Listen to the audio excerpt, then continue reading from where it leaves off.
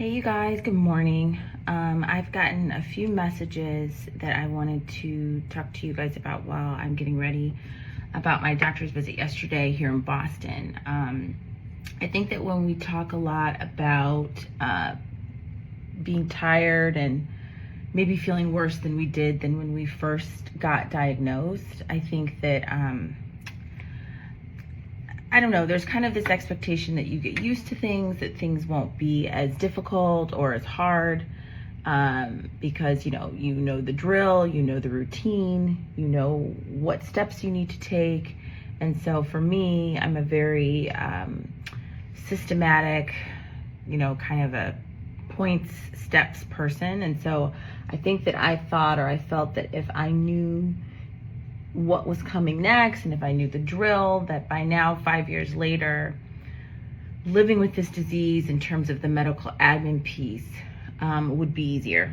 But actually, I think it ties into what we talk a lot about when we say how tired we are. We're not, I think there's just, as much as someone can tell you that you have this for the rest of your life and that there's no cure, I don't think that our minds really can comprehend that. And it leaves you just feeling really frustrated and confused when you're facing the same thing over and over. It's kind of like Groundhog Day, and it just drives you crazy and sometimes can drive me to tears. And so that's really what I was trying to say about how it doesn't feel like it's gotten any easier.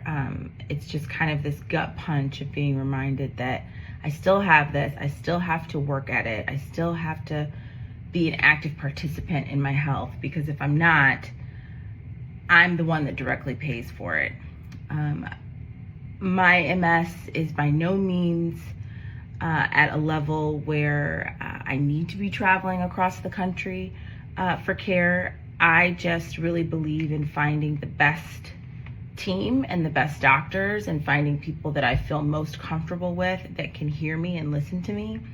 And my doctor here at Brigham and Women's is phenomenal. I was diagnosed here in Boston, and this is where my journey really began. I love my team at Cedars-Sinai, but my doctor here is just another opinion, someone else that I can bounce things off of, someone that has the resources of the Harvard University Business Journals to tell me some of the latest things that are kind of happening and going on. And so that's really why I try to come out here once or twice a year, just to do that check-in, and it helps hold my other doctors accountable as well, because they know that there are other doctors, other peers that they respect, that are looking at what they are suggesting to me. It's an open line of communication. Cedars-Sinai and Brigham Women's, they share a portal, so they both can see everything that's happening with any of my appointments. And it's just something that makes me feel a little bit more in control and in power with what it is that I have, the little bit of control that I can have. So that's basically why I come all this way. And just wanted to clarify, I didn't want to make it as drastic as some of you may have thought, and didn't want anyone to feel afraid about, what the future holds, 5 years from now if you are newly diagnosed. But it's hard, and finding the tools to deal with this disease, it doesn't really get much easier.